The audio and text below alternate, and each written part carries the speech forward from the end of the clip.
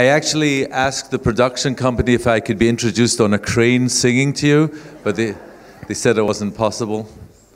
We're so delighted to have you all here, and I hope everybody had a good night's rest and a nice breakfast, and we've got another full day ahead, although, as I promised yesterday, you do have a couple of hours in the middle to relax by that pool or the spa, wherever you want, before we get going again in the evening. Did somebody say yeah to that?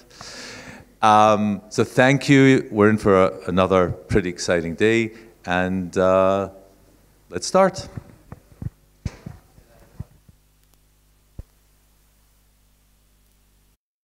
Imagine having the power to change our planet. Or don't just imagine. Join us.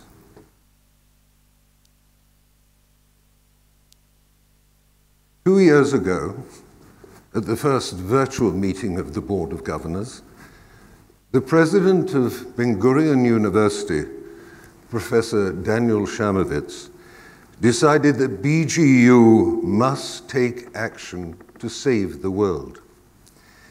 Last year, the university produced the dramatic film we have just seen. It is now my privilege to announce that Michael Sonnenfeldt, Katja Goldman, and the Sonnenfeldt family have risen to the challenge.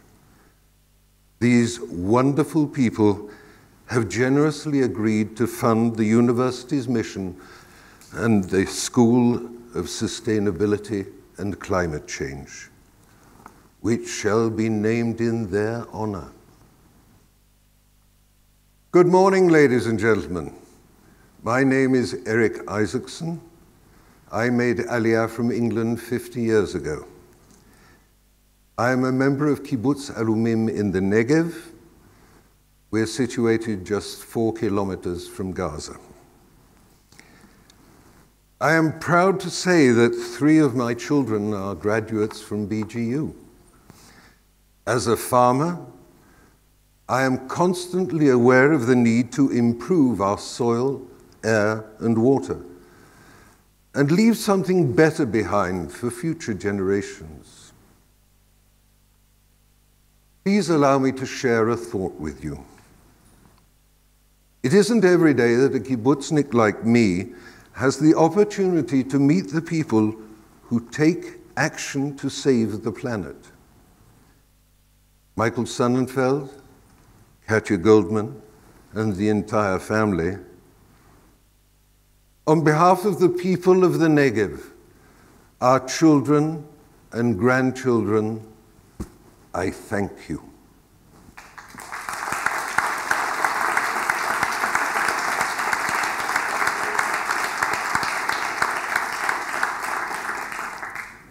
Now, ladies and gentlemen, I would like to invite the president of Ben-Gurion University, Professor Daniel Shamovitz, to the podium.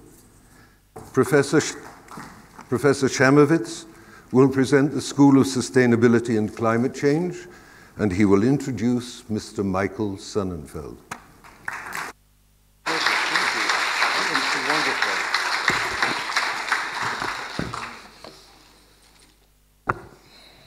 When I walked in this morning, now I still may break into tears. I'll talk a bit about why. 1958, David Ben-Gurion, many of you have heard me say this, but it rings true still, especially today. David Ben-Gurion, at the founding of the Negev Institutes, said, scientists and researchers will sit in the gates of the Negev, uncover its secrets, take advantage to how to make energy from the sun, water from the dew in the air, food from the infertile sands, to take advantage of resources that until now go to waste. 1958. I think more or less the year you were born. You were 3. Was Ben-Gurion a visionary or a madman? That he could see then what the whole world knows now. For over 3 years, my own research has sort of been touching on how to feed the world. But coming to Ben-Gurion University 3 years ago it was clear to me that BGU was poised to lead the world from the desert. Our local problem is the world's problem. And over the past year, I've spent more time in Abu Dhabi and Morocco than I did in North America. They're coming to us. They sort of think we have a magic juice, a magic solution to their problems. Not only Morocco and Abu Dhabi, but Germany, which now has summers that they never expected, coming to Israel to learn from our experience. And it was clear to me, as I said 2 years ago, that Ben-Gurion University had to be the leading place in the world to lead from the desert for this. And all we had to do was, somehow or another, convince 150 academics from 26 different departments to collaborate. See some smiles here, because people who have worked in universities. But you know what? I don't want to be cynical. When the problem was poised, and we put everyone in the same room, and we asked the question, why do we do what we do? Everyone had the same answer. Whether they were in geology or earth sciences, geography and in sustainability, public health, biology, physics, engineering, they all said that they got into their research because they wanted to save the world. And once we realized that, our silos of departments became irrelevant. And then we could work together to build this school. And my eureka moment, that we had found the magic dust that would influence all of Ben-Gurion University, came over the past academic year when the Department of Hebrew Literature said they wanted to be part of the school. And they organized one of the world's first seminars on climate fiction, climate science fiction, how climate crisis is influencing on what people are writing, and how climate fiction influences our perception of policy of the climate. That's when I realized that we had found the answer that would help us lead the world. But we still needed a gift to take us to the next level. And then came Michael. 4 decades of involvement in Ben-Gurion University. Some of you all sitting here know the name Sonnenfeldt. We have the Joya Sonnenfeldt Auditorium. In my first year as president, I knew I had a meeting with Joya Sonnenfeldt. I thought she was dead. And I was waiting for a 95-year-old woman to walk in. And in walked Joya Sonnenfeldt, who was sitting right here in the first row, because Michael named the auditorium after his infant daughter. And the Forrest Sonnenfeldt building, I got my directions. Forrest is sitting right here. You know, what type of philanthropist under the age of 30 is already looking to how he's influencing the next generation? So we have someone who with an inherent understanding of philanthropy and impact, and who has been singularly committed to combating climate change and works at many levels. So we have someone who understands academia, has a love of Ben-Gurion University, a love of Zionism, understands philanthropy, and committed to climate change. You know, can I, as a president, ask for anything else? And as we talked about in the car, it was probably the easiest gift we ever, I don't know if I solicited Michael or Michael solicited me, but that has brought us sitting here. You know, so I'm so excited by this prospect that I talked about quitting being president and not going to the second term and just to lead the school, because this is a dream come true for me, for Ben-Gurion University. So our unique perspective allows us to juxtapose 50 years of drylands experience, our superdisciplinary academics, entrepreneurship, and a commitment to solving critical issues.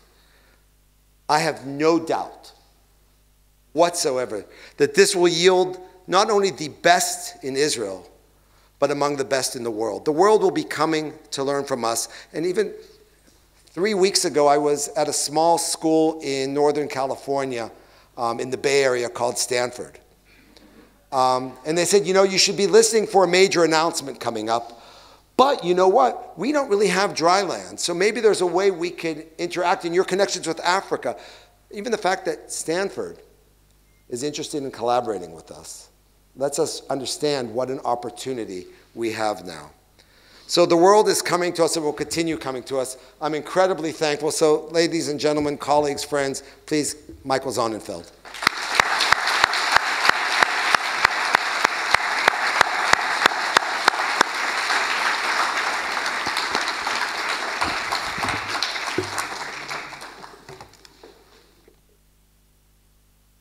Thanks, Danny. It's hard not to even begin this conversation without remembering George Evans, whose name is on this building. George was one of my closest friends and mentors. His daughter decided to build this very building minutes after I built the building next door in honor of my son's birth. I had dinner with Corinne in Paris 2 weeks ago. She's my sister by another mother, and to this day, a relationship that started at Ben-Gurion University continues strongly. I thought it would be important for those of you who are going to be working under this name to know a little bit about the name that it bears and how it is the journey that got to be here. So I'm going to give a little of my family's background to help you understand my motivations of being here today. My mother came from the Orthodox shtetl of Baltimore. Some of you will laugh. It's no laughing matter.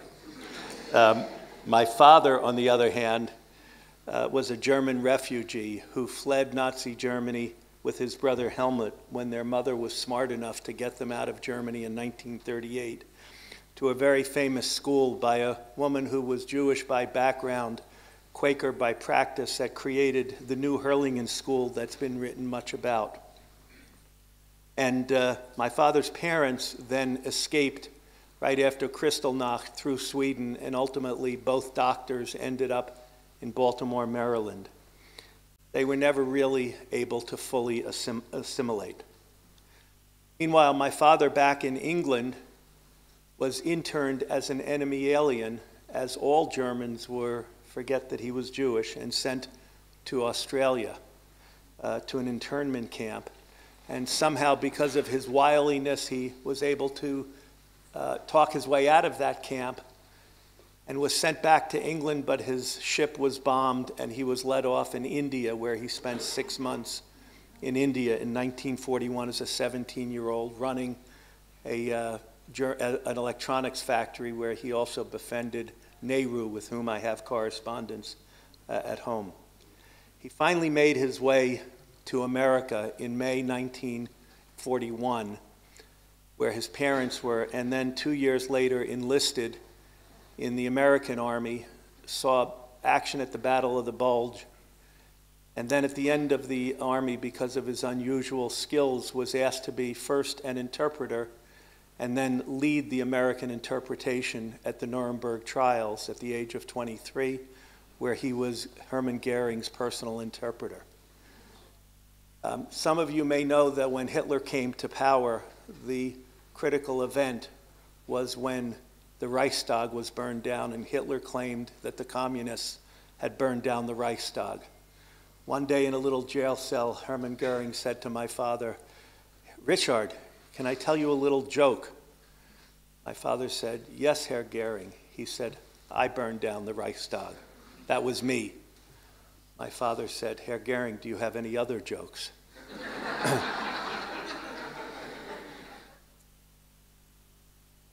On my mother's deathbed, also from cancer, in 1979, she asked me to support Israel. Just 6 years earlier, there was a 73 Yom Kippur war here. Some of you were alive and know it only too well. And something welled up in me that I wanted to get on a plane and come to Israel. I hadn't grown up in a religious family. We hadn't been that connected by practice to Israel. We did observe what I would call Shabbat light. But something came, and my mother said, "You know, I don't think you should go. You're 18. By the time you get there, you may not be able to be as of much help. And it's quite possible that the role that you can play is a different role that you may uniquely be able to play from the back lines because of the other things that you can do in your life. And in some small way, today completes that circle from that conversation almost 50 years ago. Another circle being completed today is that 42 years ago, come this fall, my wife Katja and I, then married for 3 years, journeyed on what was her second trip to Israel. She had worked on a dig in Jerusalem in high school, and my first. And as luck would have it, by pure coincidence, a few days before we left, we were having dinner with a man named Sandy Goodkin for what was our first business dinner. I'd never taken somebody out to dinner for business. And it happened, Sandy was on the board of the American Associates of Ben-Gurion University. And for those of you who remember, we were debating if the hut is still up, the Bedouin hut that was made out of mud that was at the entrance here. Is it still up, Amos? Is it still up? So Sandy somehow had something to do with building that hut because he was in real estate and it was being studied. And when he heard that we were going to Ben-Gurion University, he immediately contacted a man who some of you know named Yaakov Avnon, who, as our first speaker, had a beautiful English accent. He was an ambassador. He had been the Israeli ambassador to the Philippines. He was the shliach for AAB, for Ben-Gurion in New York. But I had never met an ambassador before. Boy, was I bowled over when an ambassador wanted to have lunch with me and introduce me to Ben-Gurion University. And he convinced Katja and I to come visit, but only for one reason. In those days, maybe still today, Thursday mornings was the Bedouin market in Beersheba. I had absolutely no interest in going to a university, but my wife really wanted to go to the Bedouin market. So we drove up at the end of our trip from a lot to the Bedouin market, and then Nachum Finger, then the Dean of Humanities, had lunch with us. And I couldn't get out of there fast enough. He was a very nice man, but we were 25 years old, and the last thing we wanted to do was get involved in universities. We had both graduated just 2 years before.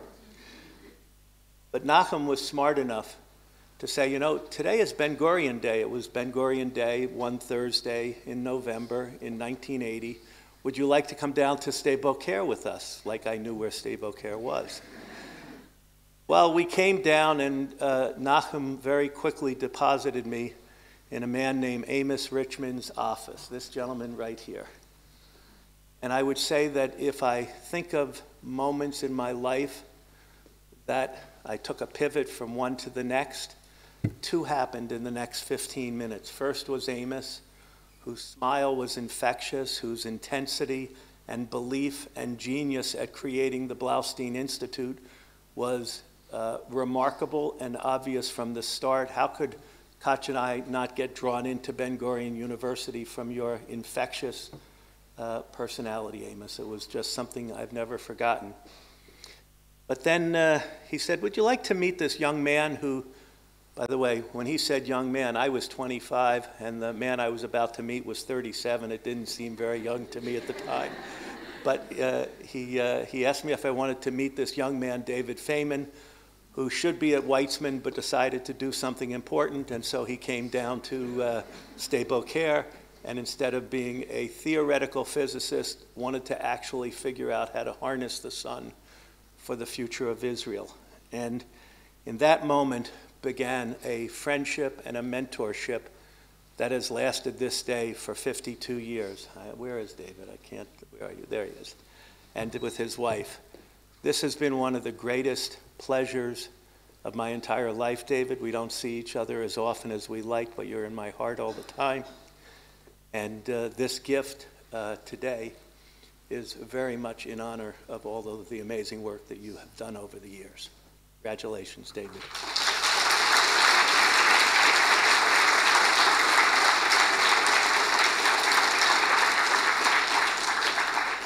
From that very first meeting, I became more and more interested in solar and eventually went into the business. And actually, it was with a Ben-Gurion University trustee named Alan Hurst where we built the largest solar lighting business in North America. I'm actually considered the granddaddy of solar in the business because I was in it 15, 20 years before most other people. By the way, I had an unblemished track record of losing money 25 years in a row with that business, but eventually things turned around. While I was involved with that business, I was also working with Ben-Gurion University, but I'm going to come back to that. What I wanted to say was that until that moment, my philanthropy and my money-making were two different things. I suspect most people here who are philanthropists have a business they're very proud of. They make money in a certain way, and then they give to causes that they're interested in, and it's very rare to connect those two, even if they're all perfectly good, honorable activities. But I found myself 15 years ago battling cancer and having 6 months to think about the legacy that I wanted to leave, and realized that I wanted to connect those dots a little better, and that I wanted to pivot all of my financial activity, or most of it, all of my philanthropy, or most of it, and all of my political activity, or most of it, to climate, because I believed climate would be the defining situation that would increasingly become a bigger and bigger part of our lives.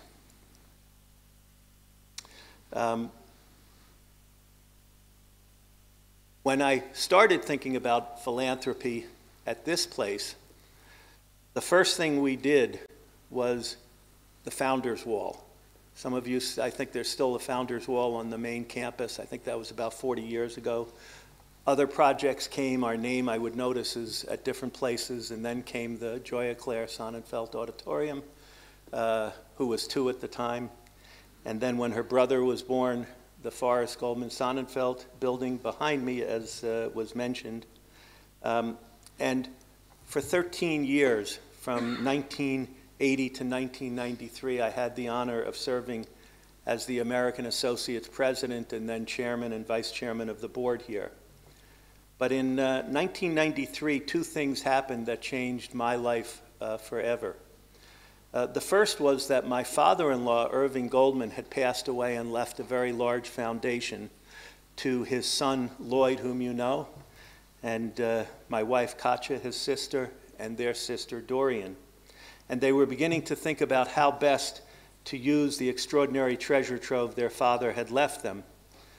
And just at that time, the medical school was among the few new institutions gaining an international reputation. And I had this idea that maybe the foundational gift for the Goldman Foundation would be to name the medical school. But I felt maybe I was conflicted. Was I representing our family, or was I representing the university? And I came to the conclusion that I could represent both because it was unconflicted. And with Lloyd's permission and Katja's permission and Dorian's permission, I got to negotiate that first gift of the newly formed Goldman Foundation that you all know is the Joyce and Irving Goldman Medical School, with one condition: that it had an international advisory board that would allow independent people of world-class status to determine whether the medical school was tracking against its goals. This was a radical idea at the time. It was fought tooth and nail as an encroachment on the university's policy, and it was my great grief and pleasure and frankly honor that Lloyd had the wisdom, as did his sisters, to allow us to hold fast, to insist that this new model be incorporated. And today I think that model has been vindicated as adding extraordinary value to the university. I think it's followed in the management school, if I'm correct, and in a few others. And the only condition that I had on this gift was that a similar model is placed, that we would be able to attract world-class practitioners and academics to form an oversight advisory committee under Israeli law that can't have any other function, but to look at the strategic plan and continually make sure it's fresh and up to date. But a second thing happened in 1993 as well. I got a call just as the medical school naming was coming to being from Prime Minister Rabin, who asked me to come for a Four Eyes meeting to Jerusalem, a term I hadn't known until then. And a few days later, I found myself in the inner chamber of the Prime Minister's office, and he was asking me to form an organization called the Israel Policy Forum, because he was thick in the middle of Oslo. Nobody knew it at the time. And he wanted help with the American Jewish leadership community to help pave the way for peace as he hoped it would come. Obviously, a lot of years has passed, and not all our dreams have been fulfilled, but at that point, I was called to work for the Prime Minister and pretty much dropped everything other than my work, and over the next 8 years, traveled to the Middle East 50 times, to every capital here, met with Arafat 7 times, Mubarak multiple times, Hussein and Abdullah. I went to Syria, Lebanon, Afghanistan, Saudi Arabia, Pakistan, and a few other places that I won't name. And that was the pivot away from my daily activity. Until that time, I had gone to work every day thinking there were 5,000 students at Ben-Gurion University whom I served and who the result of my work was building. Remember, I said 5,000 students. The last time I was fully active here, there were 5,000 students at Ben-Gurion. Now is it 20,000? So quite a few changes.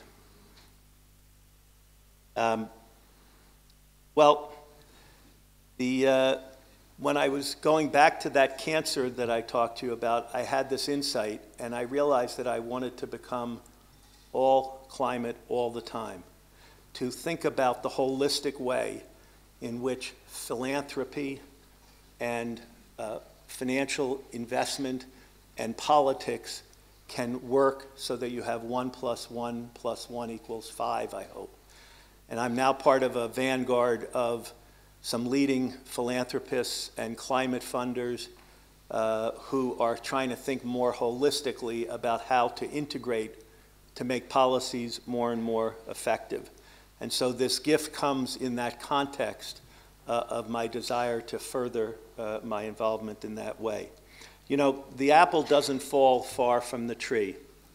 Katja and I have 4 incredible children, and although Katja and our 4th daughter, Sophia, our 4th child, Sophia, couldn't be here today, I'm so proud to have our 3 kids here. Joya, of auditorium fame, is a distinguished lawyer, having graduated from Williams College with the first environmental policy major, before going on to Yale for a law school where she also earned a master's in environmental management.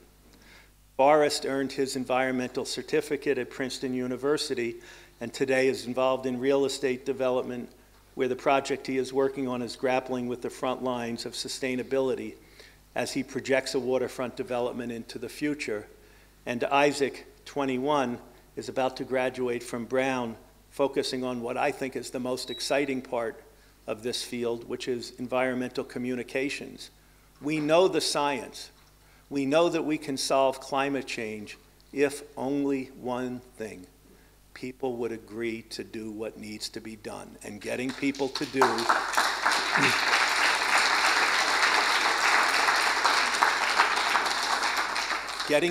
do what needs to be done starts with having them understand and convincing them. And I think Isaac is right on that the heart of the matter is in communications. And I hope you can stand up in front of a crowd like this 50 years from now, Isaac, and talk about your triumphs, and we can smile by putting this problem behind us. We should all live and be well. I haven't spent enough time on my wife's contribution to all of this, nor her brother's. Her brother has a passion for the medical field, like I have a passion for the desert. And once the medical school came, Lloyd started focusing on the medical school and then took on more roles. And it's a matter of amazing pride that he sits here as the chairman of the board of the university. Katja's a little...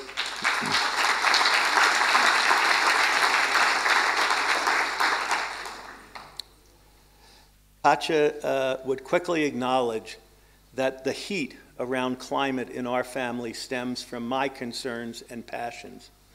But the commitment to Israel and to BGU in particular is shared deeply between us. We have shared an extraordinary partnership for 45 years, and while Katja often works from behind the scenes, she is providing the foundation for much of what we do as a family. Not only do we include contributions that are partially funded by the business she owns with her brother and sister, but perhaps most importantly, Katja provides the glue that binds our family together. It is her love and caring and support that has allowed me to slay a few dragons, or at least try to along the way. And it is also her extraordinary nurturing and love for our family that brings rituals like Shabbat into our lives and energizes our children's sense of self and commitment to one another, to our family, to the Jewish community, and to Israel.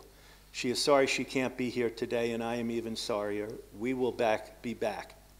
In closing, I want to acknowledge the pleasure I've had working with Danny Chamowitz and Doug Sesserman on this project. Danny, I believe I have known every president of this university since its founding, with the exception of that one we were thinking about today who served for one day, apparently. We'll figure out if anybody here knows who it was. Apparently there was one, but short of that, from Moshe Previs right up to this moment, you come at the end of a long line of extraordinary people. For those of you who remember Chaim Alata, who was one of the amazing presidents, he was supposed to be here today. Unfortunately, a medical problem prevented him coming, and he sends his regards. And Doug, I believe I have also known every single senior executive at what I still think of as AABGU, but I now know as A4BGU. I'm most amazed by your intensity, devotion, and kindness, and I can't tell you what an extraordinary pleasure it's been to work with you these last few weeks to shape this gift and make it happen. Thanks for your leadership. I'll just note that when I was in with Danny, I said, Danny, this must have been the fastest gift in the history of the university. Danny, of course, said it was. I said the same thing to Doug. He said it wasn't. So I'm trying to figure out how to square the circle there and what I have to do better. Anyway, Yaron, while we have just met, I suspect we will get to know each other better and better in the years to come. I look forward to embarking on this journey with you and all of your colleagues, and I thank Danny for bringing Yaron in to lead this school. A final word about this new school. As I mentioned, a requirement of the gift is to create an international advisory board of world-class practitioners and academics to consider the school's strategic plan and determine each year if the school is meeting that plan. With the success of the medical school's advisory board, this innovation has extraordinary potential to help the school fulfill its greatest potential. I hope the administration will embrace this opportunity and use it to realize the great potential of this structure. There's no question it can be a game changer. We built in certain checks and balances to ensure the school fulfills its potential. But this is the first gift of this magnitude where my main motivation was not, well, at least it's good for Israel. I wasn't looking for another project at BGU, but I found the school. To the contrary, I am focused on addressing climate, and Danny painted a vision of the potential for this new approach to make a world-class difference across the world.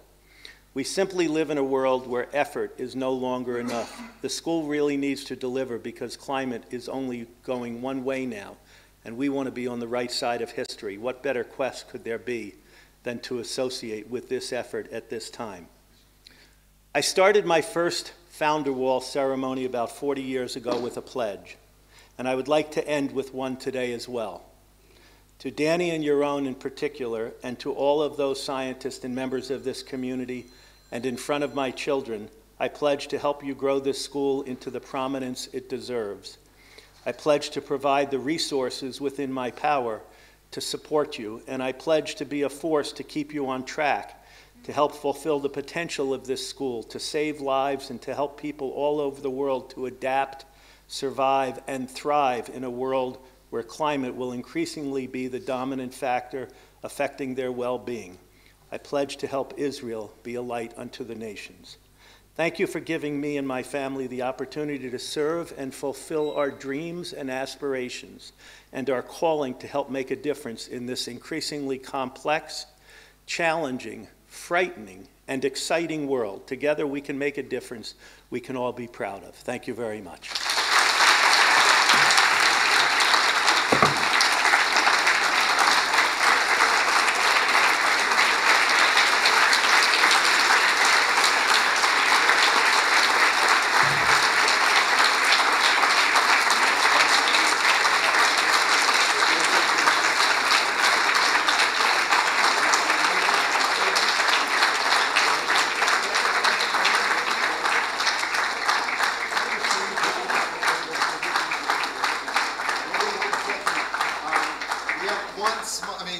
Nice gift. We have really small gifts for you.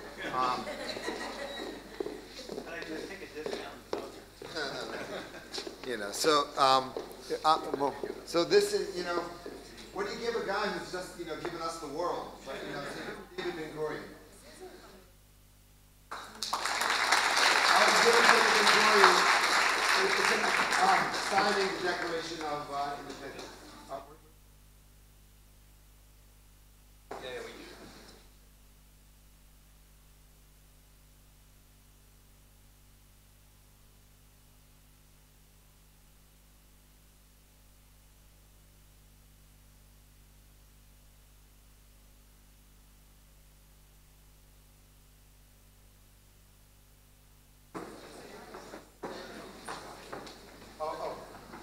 The inscription says, well, we'll take the picture and then we'll see what the inscription says.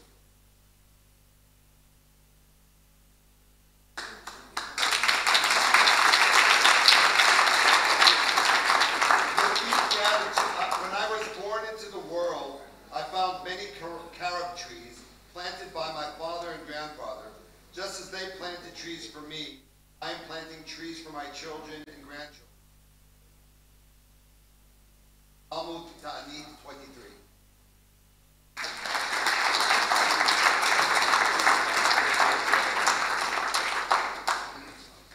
Just get one. We'll take one in one.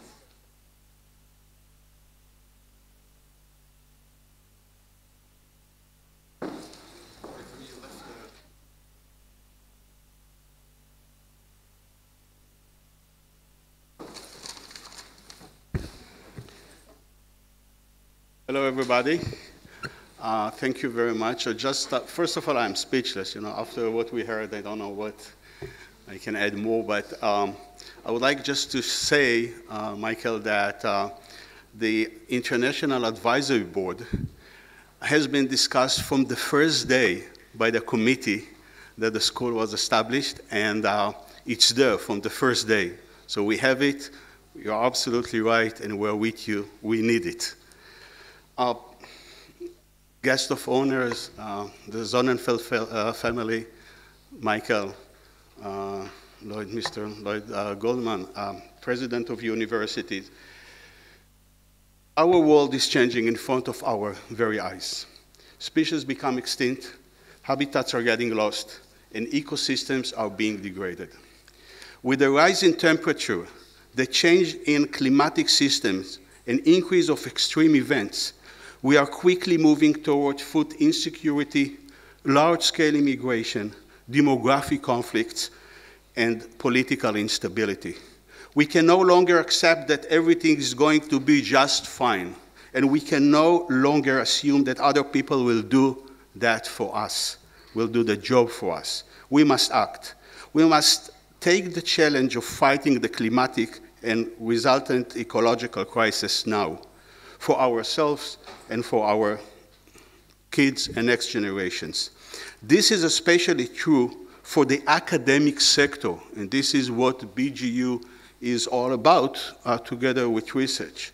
We can no longer be passive, content with each of us doing our research in an isolated laboratory. As Einstein said, those who have the privilege to know have the duty to act. I'm very proud to be a faculty member at BGU. BGU stands out for its excellence in environmental studies and as a leader in fields such as water, energy, agriculture, and desertification. We have extensive and cutting-edge research on soil, water, air effects, biodiversity, ecosystem functions, policy and sustainable economics, social processes, environmental health, and so and so. We have a lot of fields deal with environmental issues. In order to, and I quote, meet the needs of the present generation without compromising the ability of future generations to meet their needs, as the Brundtland Commission defined sustainability in 1987, we must take an interdisciplinary and integrative approach to combat the dramatic negative effects that we already experienced, and even worse ones that may come. This challenge can only be solved through collaboration, integration, innovation, and mutual responsibility. The Goldman Sonnenfeldt School of Sustainability and Climate Change, and I say it now for the first time that I need to get used to that, and it's really an honor, at Ben-Gurion University was established to bridge between different fields and bring together scientists from different and all academic units to promote new and innovative knowledge and perspective.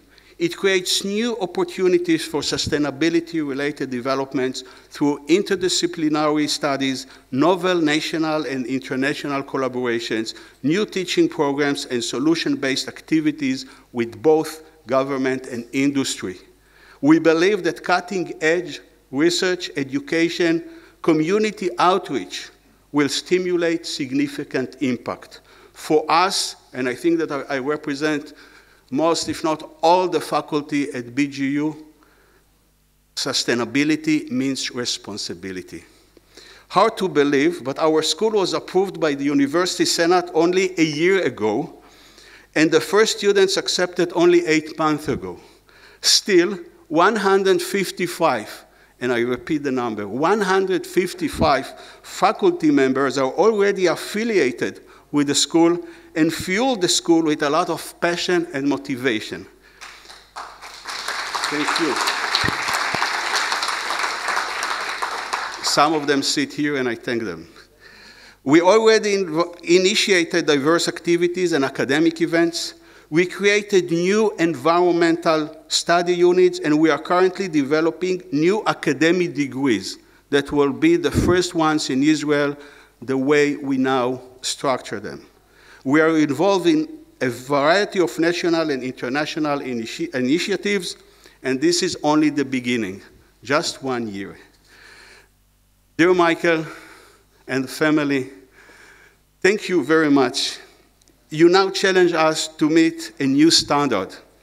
On behalf of the school, I would like to express our deep gratitude to you and your family, all of you, and please send Katya, transfer the word, for this transformational and generous support.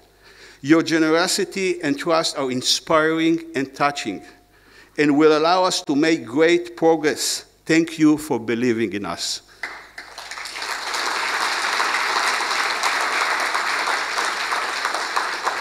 And this is the sentence I would like to emphasize: we will not let you down. Together we will make this a better world for all of us. I would like to thank the president that wants to move on, and everyone else. Thank you. Good luck.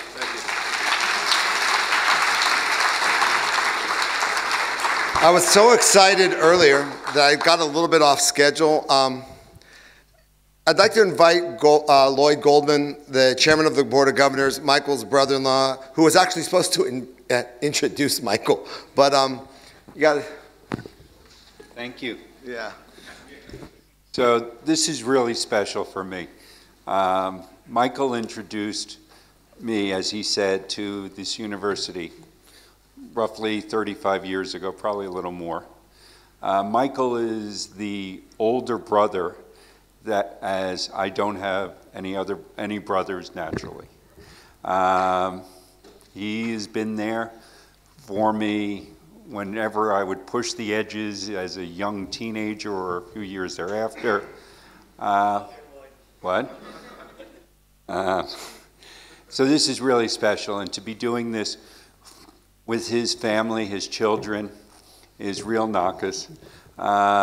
You know, he and my sister Katja have really been shepherds, and this is really the bailiwick of Michael's passion. You know, a shepherd leads the flock in a direction, and they know what to do at some point. His children are on that path and doing great things. You know, no one said the word tikkun olam or the words, but this is truly Michael saving the world. I mean, most people don't understand, you know, that we really can be world class and one of the most relevant players in this field. Nowhere else do they have the practical, applicable experience that we have. As Danny had said, you know, Stanford was talking to them not having the practical, applicable.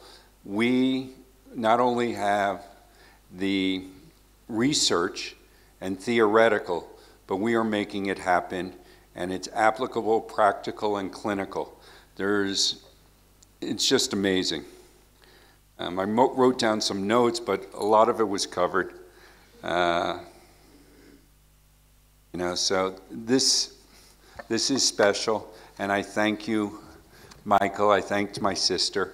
And there's lots of promises made to you guys and to my nieces and nephews, but as I work with my family in our real estate business or other businesses, I too will work tirelessly, even though I use that word for other people tirelessly because it's a passion, and I love what I do, and I love working here because together all of us are changing the world. And the phrase that we used to use at Ben-Gurion University as the main tagline was "from the desert to the world," and this is really the culmination of it. Thank you, Michael.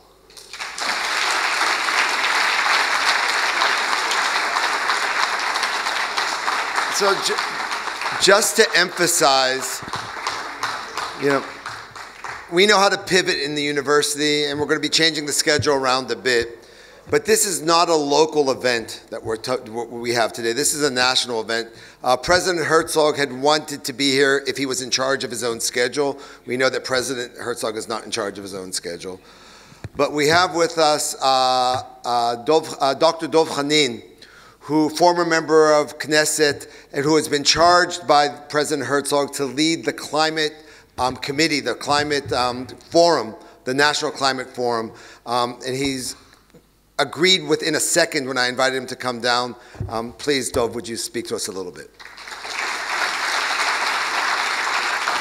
Well, good morning, everyone. Dear Mr. Michael Sonnenfeldt and Mr. Lloyd Goldman, Sonnenfeldt family, Professor Chaimovich, and all of you, it's an honor for me to be here.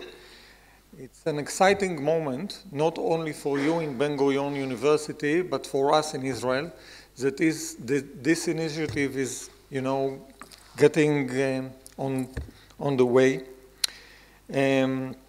Well, as all of us know, climate crisis is the biggest challenge humanity ever knew. It is a huge challenge. We have grave dangers, not only grave dangers ahead, but grave dangers present here, you know. When reading about the awful heat waves in India this week, these last 2 months, we understand that this is a situation whereby climate can cause huge errors in our planet to be not suitable for human beings. This is a clear and present danger.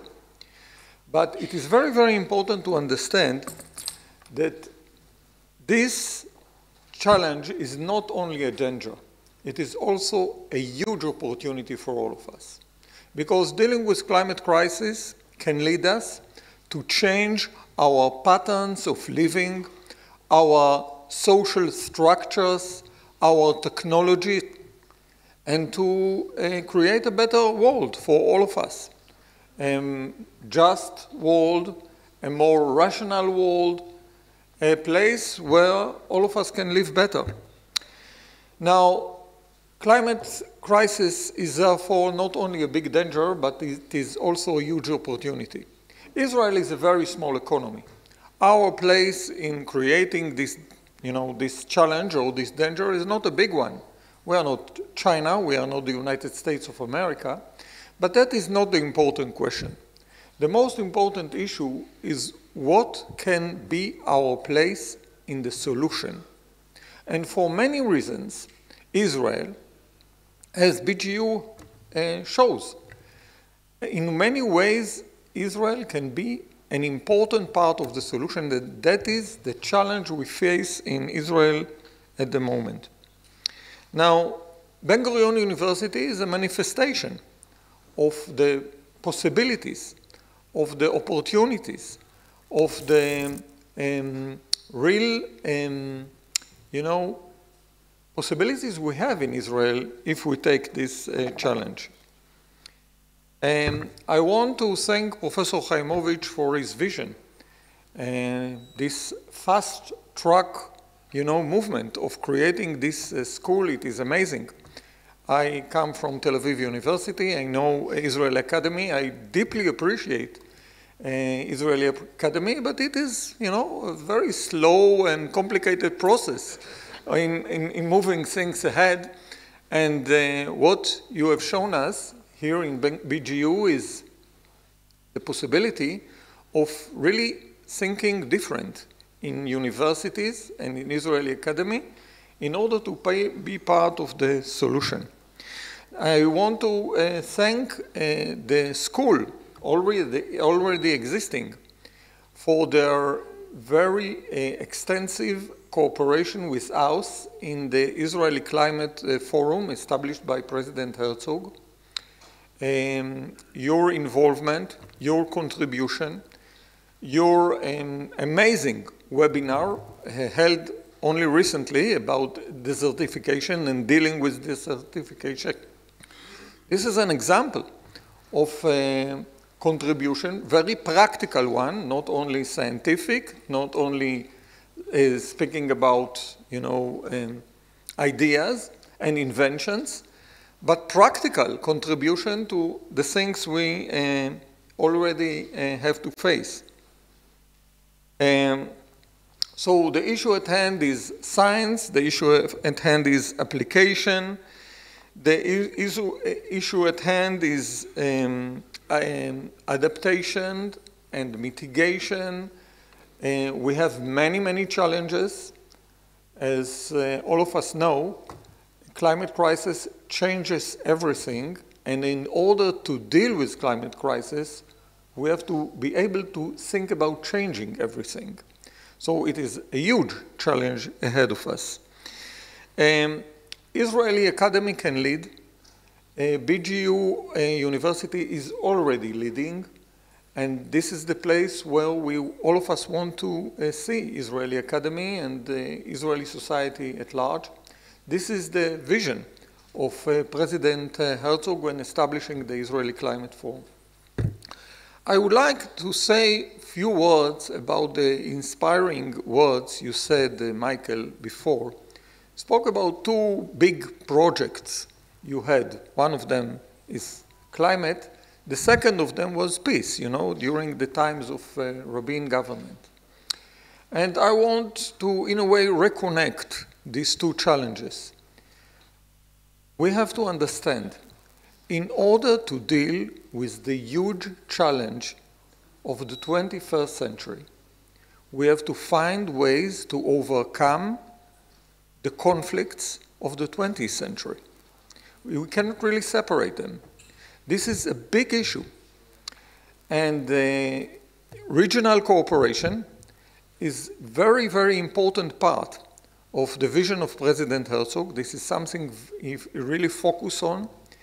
And in the Israeli Climate Forum, one of the main issues we face is regional cooperation, is finding ways to cooperate with our partners in the region, with our neighbors the Palestinian neighbors,